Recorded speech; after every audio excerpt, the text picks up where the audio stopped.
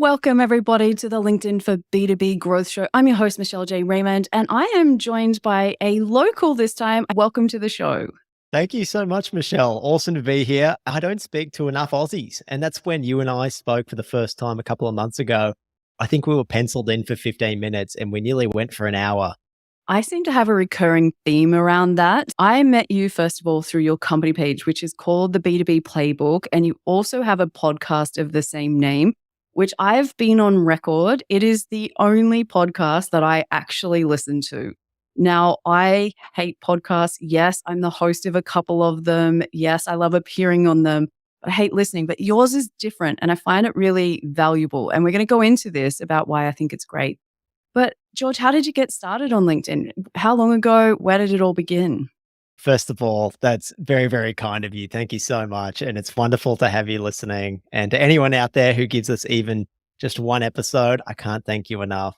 Michelle, my LinkedIn journey started really probably January last year is when I started to take it very seriously. And the reason that I really got into it was because, quite frankly, that's where my dream customers were going to be hanging out. That's where my dream listeners were going to be.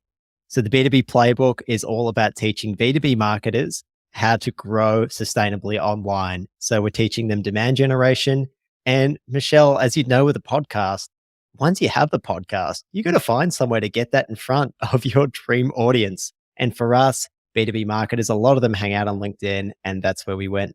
It is the cool place to be. I'm so glad that you landed there so that our paths would cross. I always think it's funny that LinkedIn is the place that brings us together when I think literally we probably live 10 minutes away from each other. So I think it's hilarious. But we're going to go over a couple of questions which I've got here because you fall under probably a traditional B2B marketer. I fall under more a traditional B2B sales history.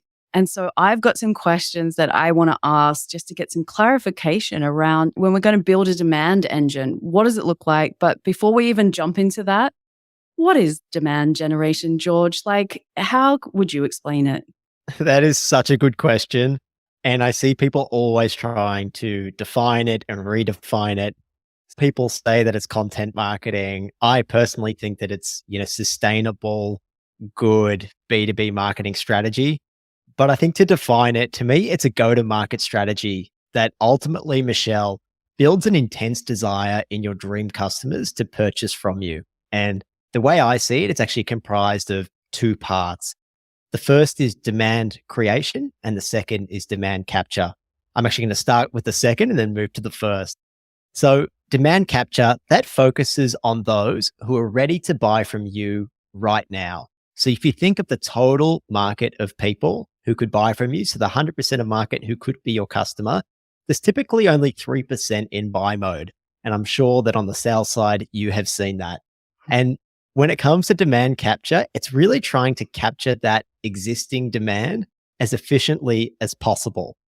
But when that's all we focus on, we run into a problem. Focusing on that 3% alone, I'm sure you felt it. It can be like jumping into a swimming pool full of sharks. It's full of competitors chomping at the bits for the same small slice of the market. It can be really expensive to compete in there, and it's really difficult to scale in there.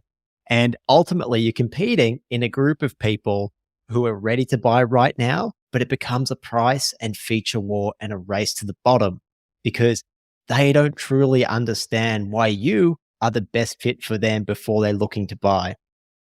Demand creation looks at the other 97% of the market. They're not necessarily in buy mode right now. They're people who are problem aware or even unaware, meaning that they might not even be aware of the solution or to the problem that they have. So your job with demand creation is to really build a relationship with them and win their trust.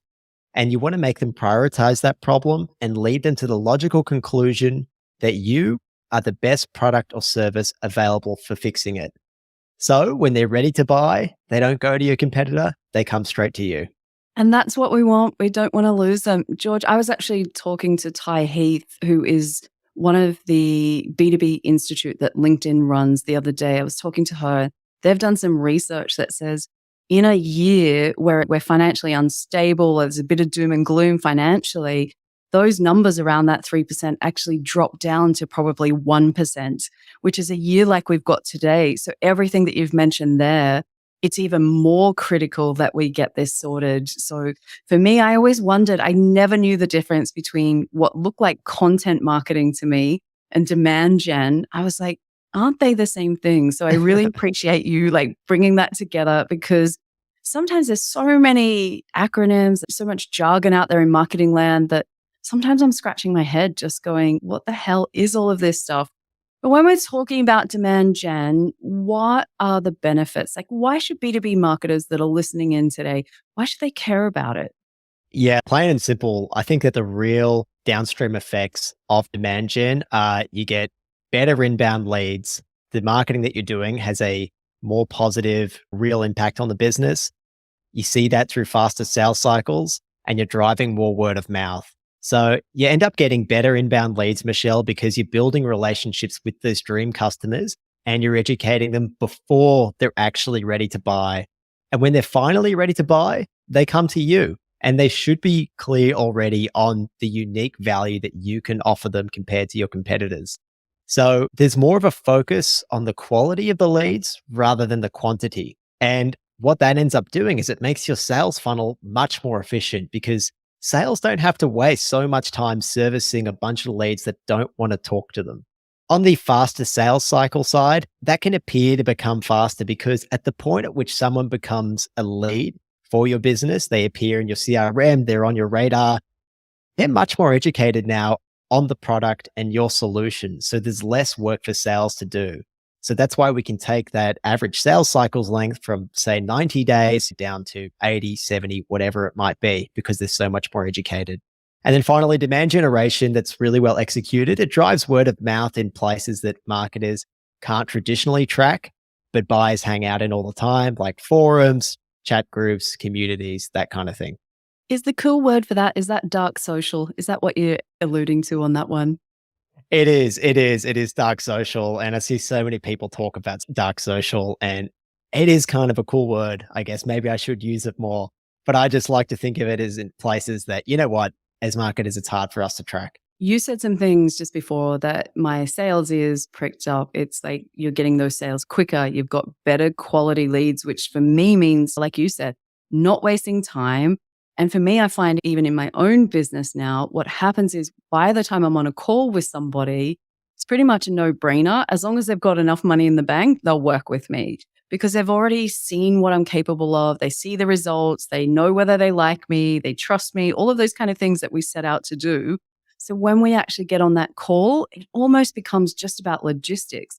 And I've got to say, this is why I fell in love with social selling on LinkedIn nearly 8 years ago now as a salesperson in B2B sales, because all of a sudden it became so easy and it was happening literally while I was asleep. I didn't have to be face to face with people all the time. So it just became far more efficient to reach one to many.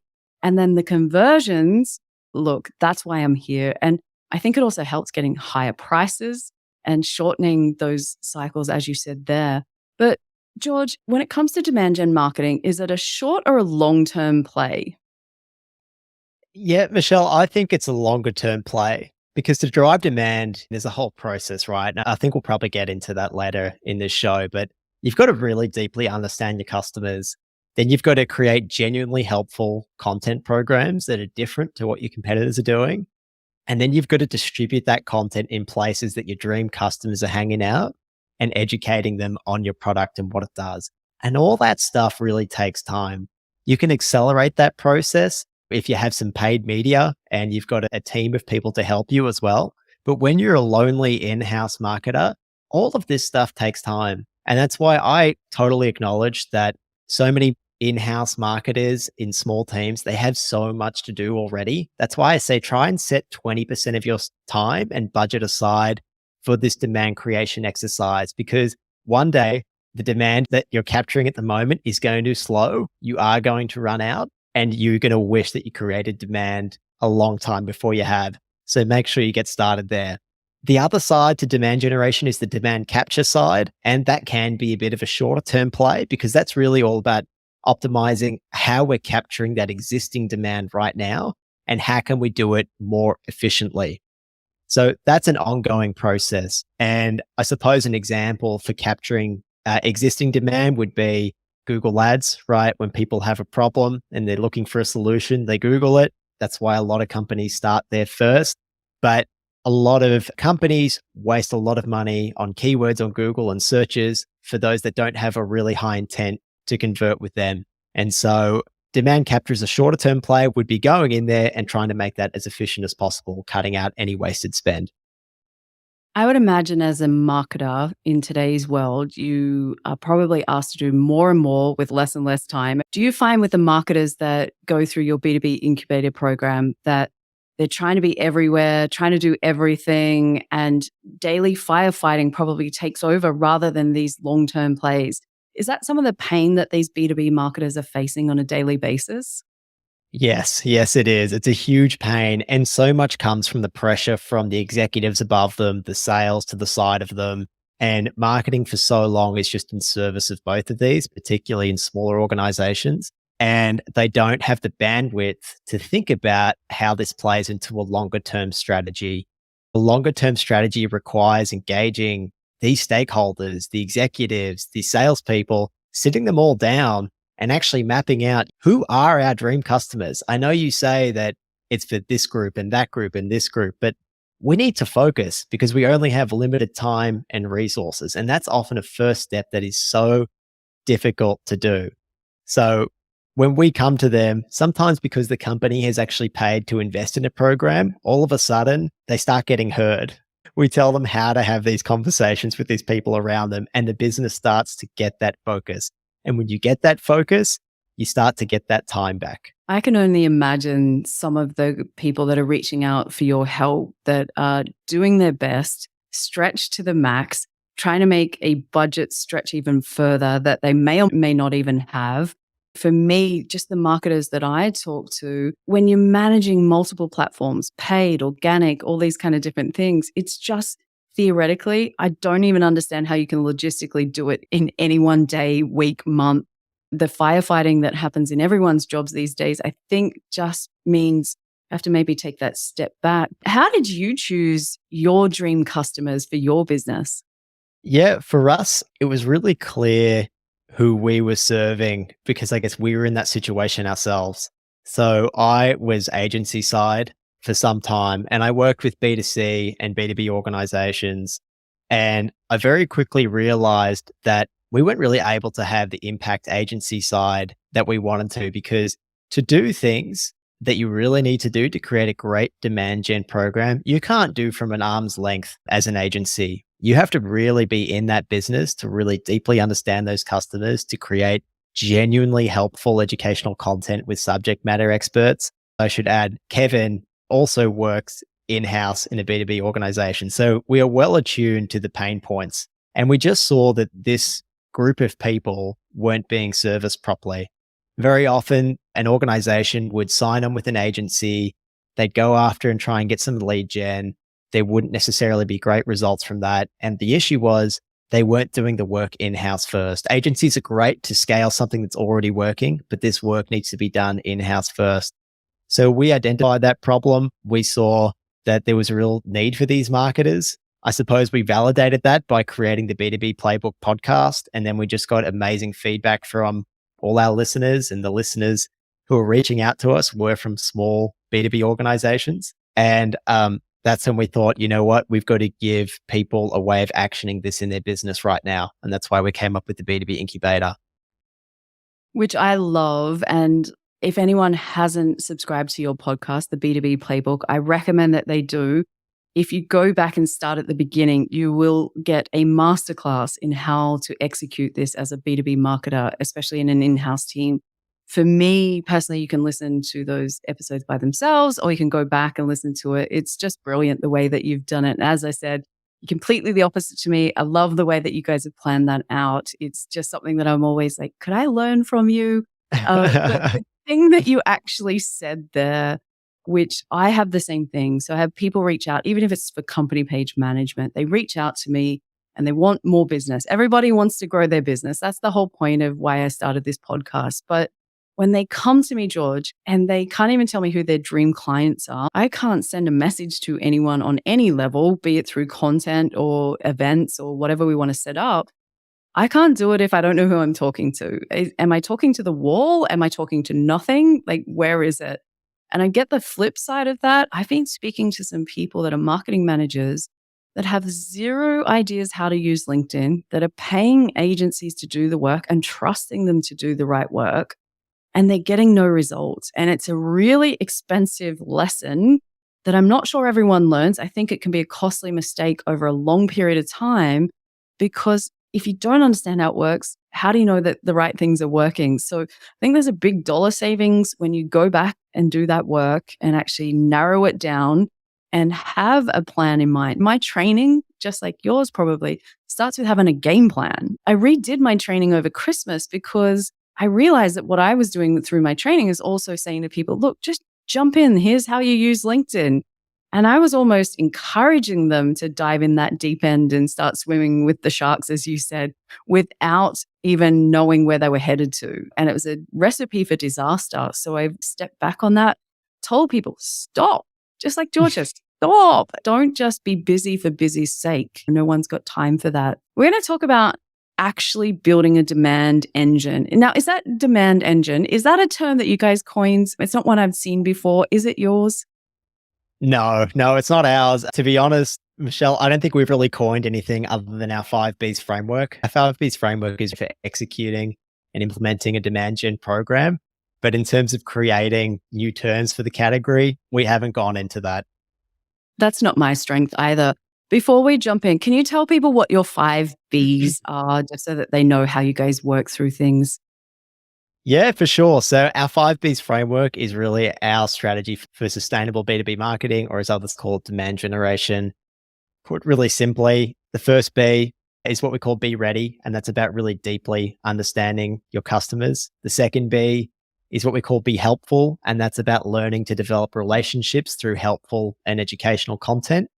The third B we call be seen. That's about amplifying that helpful content and then narrowing your focus with account-based marketing.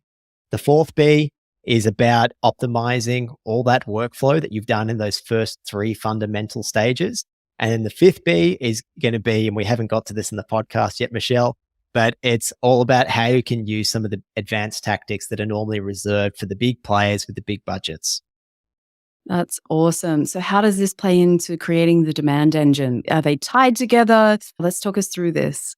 Yeah. So I think I've got to take you through really those three fundamental Bs in more detail, and it should become more clear.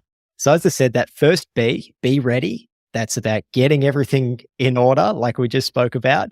And for us, that's really deeply understanding your customers. And we recommend starting with an 80-20 analysis that defines your best customers.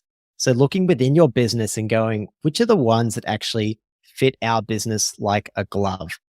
Once we get there, we love to really deeply understand them, not just by looking in our Google Analytics dashboards or sending out surveys, but actually running customer interviews to talk to them, to identify how does your product help them get their jobs done better? What are the benefits of your product? What are their KPIs? What does their buying journey look like? What do they struggle with that you can help with? So these are really key to understanding very deeply what matters to these dream customers of yours. From there, we really recommend that people document who the buying committee is and what that ideal customer profile looks like. So when you're selling into an organization, there's normally a couple of different people that you've got to get past in order to win their business. That's what we call the buying committee. We really want to understand them because at the end of the day, business is all about relationships and getting people to trust you. So a key part is really identifying who they are and documenting what matters to them. Based on that, you've then got to start to look internally at your own business and go, based on these new dream customers that we've identified and everything that they've told us, how can we position our company, our business, so it looks like the obvious, perfect solution to them? So we would then encourage businesses to look at their own positioning. Once you've done that, update all your messaging, so all your collateral, your LinkedIn profiles, your website. You've got to make it really clear who it is that you're serving and what it is that you're giving them and why it is that you're giving them that, and that's better than the competitors. The final step of Be Ready is really mapping that buying journey and creating what we call the Dream 100. And the Dream 100 is making a list of the top places that your dream customers are already gathering online and offline too. So it's looking at what social communities are they hanging around, what YouTube channels are they subscribed to, what events are they going to. And the idea is people are already gathering somewhere. We just need to know where that is so then we can start to distribute our material in front of them and build those relationships. So that's Be Ready. That's the first stage. That was a super quick rundown. The second B is Be Helpful. And that's all about developing relationships with helpful and educational content. So when we did that great research, all that customer interviews in Be Ready, we should have a really good idea as to how it is that our business can help our dream customers, not just when using our product, but what it is that they're actually struggling with in their day-to-day jobs. We love to then encourage businesses to create helpful content with genuine subject matter experts. So don't outsource your content to a freelancer. Get a real subject matter expert, whether in the business or external, to create content that educates and also, Michelle, entertains, because people are starting to catch on to the fact that they need to do content finally. And the way to get that extra cut through is to make it entertaining as well. For us, we love to have a piece of pillar content. I know you do this with your show too. For us, it's our podcast. So our podcast is our pillar piece of content that we do every week. Then what we can do is we can then chop it up, repurpose, and distribute it to where it is our dream customers are hanging out. And for us, that's YouTube, LinkedIn. They're the two main channels that we focused on. We can't do any more at this stage, Michelle. We've got limited resources, limited time. I feel your pain, my friend. In a perfect world, we'd have all these resources and be able to do it. And I think it's a really important point that you can only do what you can do. And when people start to spread themselves too thin, and I've been guilty of this, I tried to be on Twitter, Instagram, this, that, the other, a couple of podcasts, couple of newsletters, YouTube, you name it, plus my content that I do on my personal page, my company page, plus my client stuff. Like I was going crazy and I didn't even enjoy all of those other platforms. And I was really lucky. I had a friend of mine, Tuomo, who came on my podcast about, 12, 18 months ago. He's a performance coach, so it has nothing to do with LinkedIn as such. But he said these words: simplification leads to mastery. And that has stuck with me. So off went Twitter, killed that account. Instagram, I play with it occasionally if I feel like it. It's not something that I do because I realized it was all reflecting poorly on me by trying to be everywhere and everything to everyone. And I think everything that we do on LinkedIn, as you said, the more that we know our dream customers, where they hang out, we can be targeted. And that is way more efficient than spray and pray, which is completely the opposite. So yeah, I love that you raised that. I'm with you. I can't do all of the things in my mind that I would love to do for my business, but there's a plan that I will get there at some stage. But yeah, I think patience is a virtue when it comes to marketing, right?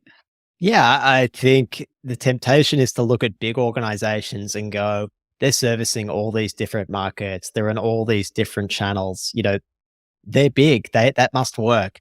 But the reality is all of them would have started by defining a niche that is an inch wide, and they would have gone a mile deep in it, because you've got to dedicate the limited time, resources, and budget you have to winning over a particular segment of the market. And then that's going to give you the money to then reinvest and to scale into other programs, other segments, other markets. Back to the second B, Michelle. So, this is related to that, right? Is we're repurposing and we're distributing our content where our dream customers are hanging out. The question is, how do you scale that content? You can do it internally by getting people within the business to help you create more content. So some of that could be trying to get some of the employees engaged in this and engaging in creating content. And I know, Michelle, that's something that you probably have a lot to say about as well.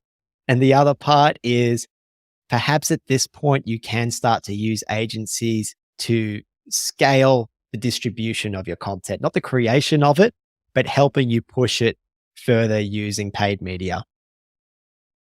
The last step in Be Helpful is about improving that content with qualitative and quantitative data. So it's not just looking again at Google Analytics going, which of our articles got the most amount of read time. which of our podcasts got the most listens. It's not really about that because that only tells you what happened. It doesn't really tell you the why and the impact. So the qualitative stuff, and this is why I love distributing all this content on social, is the DMs that people send you on LinkedIn when they say, hey, that piece of content was great, or I really enjoyed your podcast. It's the comments that people leave you on social. It's the emails that people send you to give you feedback on particular pieces that you've done. I think that the business that has the tightest feedback loop with the customer is the one that's really going to win. So that's why that's really crucial. I love that idea. I find often with podcasting, especially, that it's one of those things you don't often hear back from people. So if you're listening to this or any other podcast, please leave ratings. Please reach out to the people that are putting those podcasts out, because if you enjoy it, let people know so that they can make sure that that content you enjoy, we can give you more or less if you don't enjoy it. Both ways are helpful. But for me, I've always found, because there's no likes, there's no comments, no dopamine hits in podcasting land. But I know so many people get value, because I do see that more and more. For me, where I came unstuck when I first started, my podcast name wasn't clear, just something so small. But by changing the name to what it is now, I've had people reach out and go, I'm so glad you did that. It makes more sense. It's aligned with who you are. It gives me that guidance that I'm on the right track. So is there anything else that you would add into this section? No, I think that that's really it for the second section. Again, providing people that opportunity to give you that feedback is crucial. So as you said, like when people are listening to podcasts, they're often multitasking. So it's very difficult to get them to take action in that moment. So then repurposing it, putting highlights from the show on LinkedIn, that provides an opportunity for those people to consume it again and to reach new audiences. And it actually has a space for them to like it, to comment, to give you that feedback. So make sure you're providing ample opportunities for your dream customers to give you that feedback. And realistically, you're putting this much effort into creating them, putting all of this content together. If you've got your subject matter experts involved, it takes time, it takes resources. You want to stretch it as far as possible. And for me, that's why I love this kind of pillar content that you say. So that's creating a long form piece and bringing it down into much smaller chunk sizes. That's definitely a part of my strategy that allows me to create more with less. You know, back to our point, I don't have a team of 30 people that I can just farm out everything to. It's basically myself and my small team that are doing that. So from that perspective, that's all really cool. So within that, we've built our demand engine, George, and you've given us such great structured steps to do that. But how do you actually go about choosing the best format type and the platform that you go to? Now, I picture you and Kevin, your business partner, as data nerds that are screaming through lots of data. Is that what happens, or how do you do your research?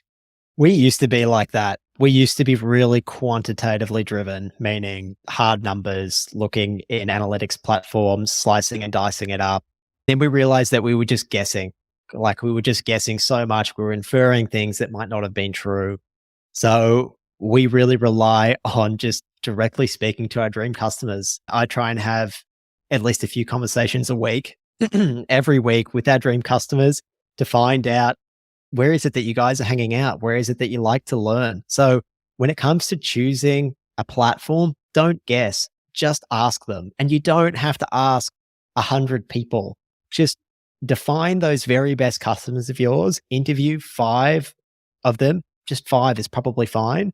And they're probably going to give you the same answer. And at the point that you start getting the same answer, hey, you know what? I hang out on LinkedIn 2-3 times a week. Other than that, I like to learn on YouTube. Great. We've got the answer. Go deep into that. You don't need to do anything further.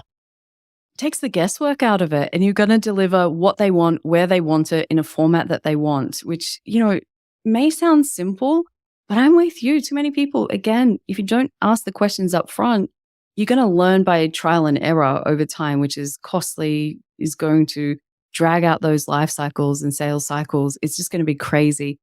George, like, you have given us so much, but I'm going to ask you for one more thing today. Every show, I like to wrap up with an actionable tip that you can give people that want to grow their businesses. What is one tip that you think that when it comes to demand gen that they can go away and implement today that will help their business grow? I'm going to repeat myself, Michelle, but it's go out there and speak to those dream customers. Go there with the plan of what you're going to ask them, find out what key benefits they're getting, find out what their KPIs are, and really start to distill exactly how you can help. When you have relationships with people, that's where real business gets done. Look, that is a perfect way to sum up our conversation today.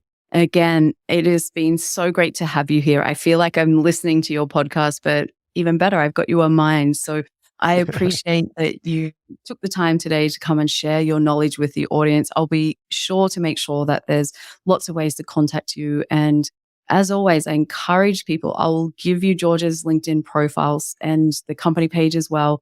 Go and follow them, ring the bell on both so that you can stay up to date with all of the great content that him and Kevin are putting out. So, George, I appreciate you and I look forward to doing more with you in the future.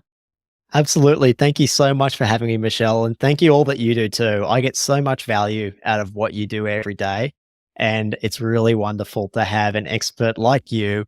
I know, as you said, probably just down the road, but it's great to see another Aussie out there doing awesome things. So thank you so much for having me on. It's my pleasure. Aussie, Aussie, Aussie. We're out of here. Cheers. Thanks, Michelle. Cheers.